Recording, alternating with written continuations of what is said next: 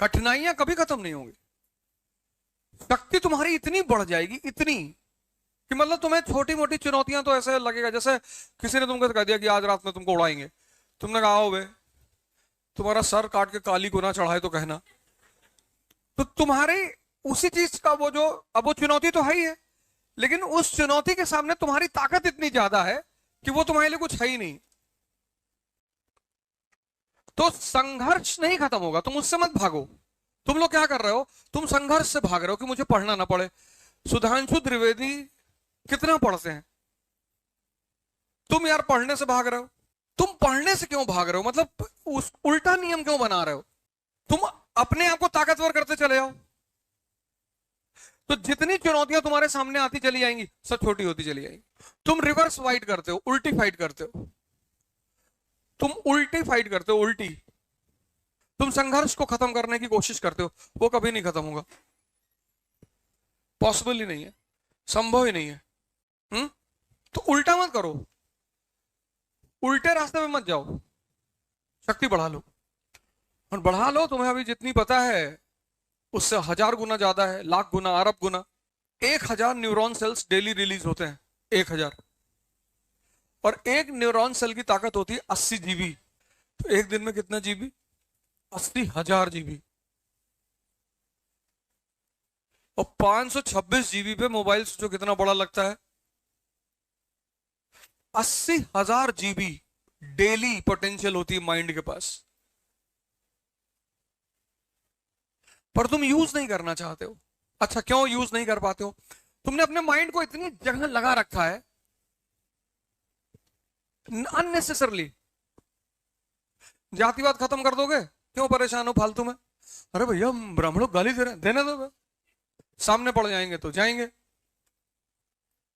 अरे भैया दलित को गाली दे रहे हैं, देने दो, मुसलमानों को दे रहे हैं। वो तो ये तो अब ये दौर ऐसा चल रहा है, इतनी जनसंख्या है, अगर लोग एक दूसरे को गाली नहीं देंगे तो जिएंगे कैसे। ये देश 50 करोड़ लोगों को संभाल सकता है,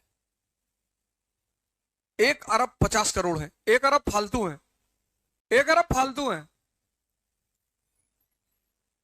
अब तो महाभारत होनी ही है। तो तुमने क्या किया है, तुमने अपने मन को इतनी पॉइंट्स पे लगा रखा है, इतना भय क्रिएट कर रखा है अंदर अपने, डर, कि तुम जैसे ही पढ़ने बैठते हो, और मन चारों तरफ उलझा हुआ है, तो जब तुम पढ़ने बैठते हो तो वो एक्सेप्ट ही नहीं करता। वो कम से कम 4 घंटे खड़े होकर पढ़ो। तुम अब तुम्हारी जनरेशन चेयर पे बैठने वाली जनरेशन नहीं है। तुम चेयर पे मत बैठो, तुम ये ले लो, ये बनवा लो और 4 घंटे खड़े होके पढ़ो। 8 घंटे मत पढ़ना, बैक पेन हो जाएगा। 4 घंटे तुम खड़े होके पढ़ो, ना नींद आएगी, ना तुमको पढ़ने में दिक्कत होगी, क्योंकि मेहनत हो रही है ना, और ठंडक आ रही है। तो धीरे धीरे धीरे धीरे धीरे धीरे धीरे तुम देखना, जैसे जैसे तुम्हारी ताकत बढ़ती जाएगी अंदर, वैसे वैसे बाहर अचीवमेंट बढ़ती चली जाएगी। आज से एक मंत्र ले लो मुझसे, जब भी कोई तुमसे मिले और जरूरत से ज्यादा लगाव दिखाने लगे तो समझ जाना अगले 1 हफ्ते में तुमसे कोई काम कहेगा। कोई तुम्हें तुम्हारी फायदे गिनाने लगे तो समझ लेना उसमें उसका फायदा जरूर है। संत महात्माओं को छोड़कर उनका कोई फायदा नहीं होता, वो तो बस कंपैशन, करुणा में ऐसा करते हैं। एक शब्द है, एक, जिसने मेरे जीवन की 70% दिक्कतें खत्म कर दी। अगर मैं 90 कहूं तो अतिशोक्ति नहीं है, एग्जैगरेशन नहीं है, बस एक शब्द, और उस शब्द का नाम है इंटरेस्ट, हित। जितने लोग तुमसे जुड़े हैं उनका कोई ना कोई इंटरेस्ट तो जरूर है। ये सारा खेल जो चल रहा है सब इंटरेस्ट का है, और कुछ है ही नहीं। उसमें सबसे बड़ी ड्रामेबाजी है प्रेम, लेकिन करना चाहिए, मजा बहुत आता है, बहुत मजेदार खेल है, बहुत करते रहना चाहिए, बंद तो होना ही नहीं चाहिए। करते रहना चाहिए। मजा ये आता है कि कौन किसको बेवकूफ बना रहा है ज्यादा। रुकना तो चाहिए ही नहीं, चलते रहना चाहिए। और तुम चले आओ, तुम्हारी उम्र कम है, 20-22 साल के हो, आईएएस बन जाओगे फ्यूचर में, स्थिति तुम्हारी अच्छी हो जाएगी, एमपी भी बन सकते हो, लेकिन आज बहुत मार खाओगे तुम। तो जब तुम ये समझने लगते हो, कुछ चीजें जब तुम समझने लगते हो, तुम्हारी दुविधाएं खत्म हो जाती। शादी फादी मत जाया करो किसी की अपनी छोड़ के, अपनी भी तो जाना ही चाहिए। शादी वादी कि हाँ, तुम्हारे किसी रिश्तेदार के घर, तुम्हारे किसी दोस्त के घर, पड़ोसी के घर परेशानी है, तब जरूर जाओ। चाहे पढ़ाई का नुकसान हो, चाहे जिसका नुकसान हो, लेकिन तब जरूर जाओ। इंसानियत खत्म नहीं होनी चाहिए। मतलब तुम्हारा पड़ोस में कोई आदमी बीमार है, तुम्हारे दोस्त का पिता बीमार है, और तुमको 2 दिन उस पिता के साथ हॉस्पिटल रहना, एकदम रहो, कुछ नुकसान नहीं होता। इंसानियत खत्म नहीं होनी चाहिए, वो बरकरार रहनी चाहिए। क्योंकि किसी की भी मुसीबत में जब तुम मदद करते हो तो वो तुम्हें दुआ देगा, और वो बहुत पावरफुल चीज है। मतलब दवा से लाखों गुना। कभी तुम गीता पढ़ोगे तो उसमें तुम्हें 3 तरह के कर्म पता चलेंगे, कर्म, अकर्म और विकर्म।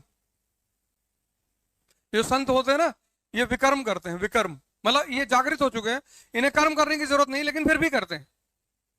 तो जब ये फिर भी करते हैं, तो वो जो कर्म करते हैं, अब इनको कर्म की जरूरत तो है नहीं, लेकिन ये करते हैं, तो इनके पास वो सेव होता रहता है।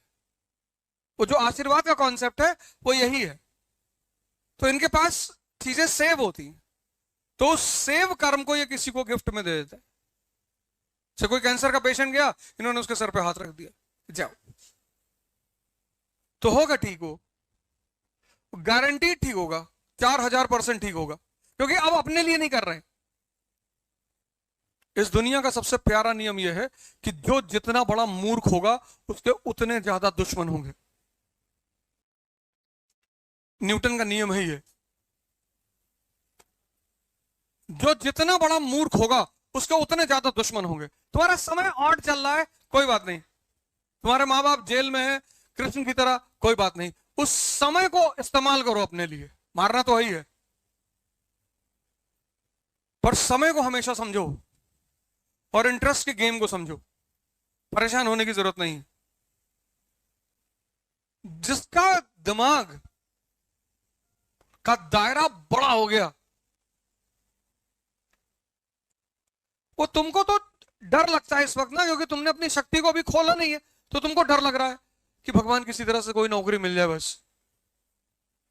तुम अभी भयभीत हो, क्योंकि तुमको शक्ति से अपने परिचित नहीं हो तुम। तुम्हारा हाल हनुमान जी वाला है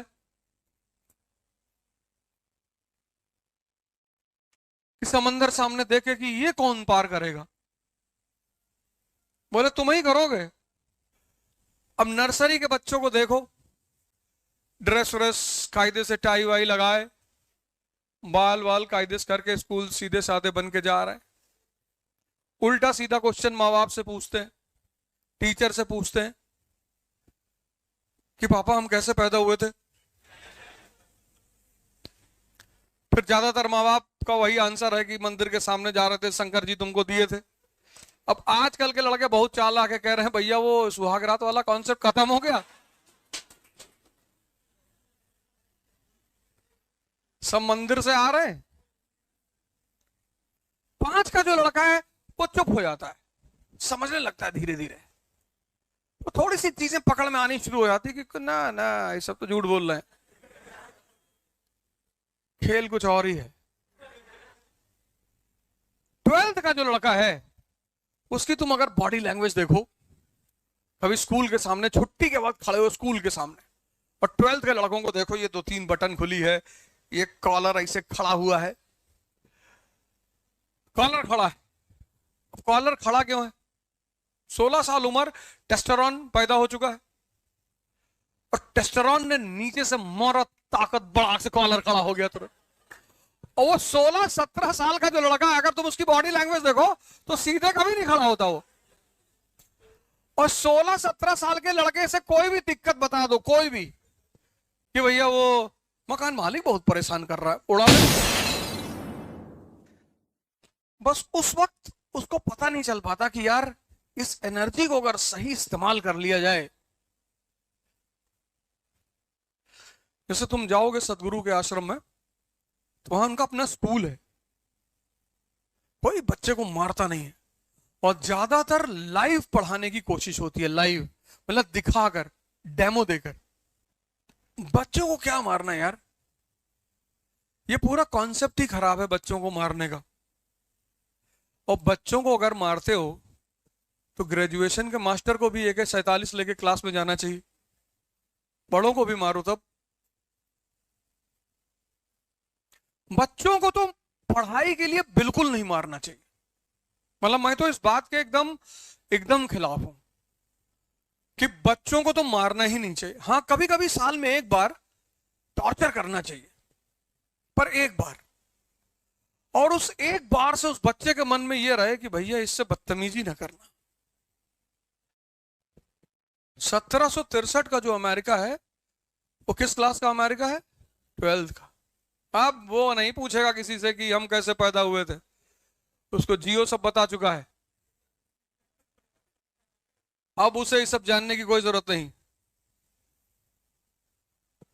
एक 22 साल का लड़का रात में 2 बजे घर लौट कर आया, पिताजी दरवाजे पर खड़े, और पिताजी ने लड़के से पूछा कि कहां थे, और उसने पलट के कहा कि तुमसे मतलब। तो समझदार जो पिता होगा वो अपना स्टैंड तुरंत चेंज कर देगा कि अरे नहीं बेटा, हम तो ऐसे ही पूछ रहे थे, तुमको पता था देर हो जाएगी, मेरी कार ले आते तुम। और अगर लड़के के साथ लड़की है तो उसको रेड कारपेट की जिले इलाही मारना है, लेकिन उस वक्त नहीं मारना है। कभी भी अपने घर के किसी भी सदस्य को बाहर ह्यूमिलिएट नहीं करना है, कभी भी, वो कितनी बड़ी भी गलती कर दे किसी दूसरे के सामने, चाहे वो भाई है, बहन है, माँ है, बाप है, बीवी है, पत्नी है, कोई भी है, बाहर किसी के सामने कुछ नहीं बोलना है, मुस्कुराना है।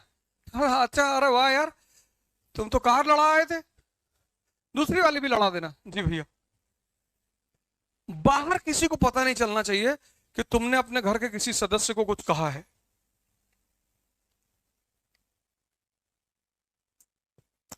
पर मारना है। अगर कह दिए कि तुमसे मतलब, तो 11 बजे दिन में दरवाजा बंद करके 3-4 लोग बुलाकर मार, पट मारना तो है। इस जीवन में किसी को माफ नहीं करना है। Forgiveness is the quality of God and we are not gods। पर किसी को यहां नहीं रखना है। किसी ने तुम्हारे साथ बदतमीजी कर दी है, उसको देख के मुस्कुराया करो कि कोई बात नहीं, वेरी गुड। जैसे तुम लड़ रहे हो ना, ऐसे हम भी लड़ रहे हैं।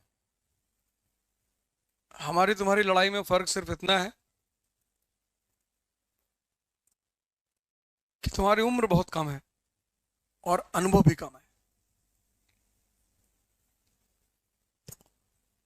मेरा अनुभव अगर ले लोगे जीवन में तो इतने काम आएंगे तुमको, ये सब तो किताब में लिखा हुआ है, लेकिन ऐसे ही पढ़ना है। Old restriction. समझदार बाप एकदम स्टैंड को चेंज कर लिया कि नहीं नहीं कोई बात, आराम से, तुम 4 बजे आया करो सुबह यार। तुम उल्टी सीधी बात करोगे तो सब मान थोड़ी लेंगे, और उम्र के बाद लोग सवाल करेंगे। भाई अमेरिका ने कहा कि सद्दाम हुसैन पे हमला कर रहा है, दुनिया ने कहा क्यों? बोले WMD। WMD women of mass destruction. अरे बोले वुमेन नहीं, वेपन।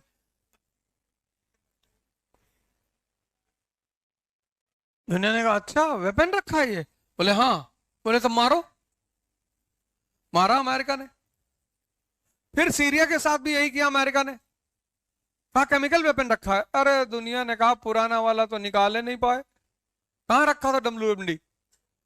बोले रखा था वो कहीं दबाया है कहीं रेत ओत में।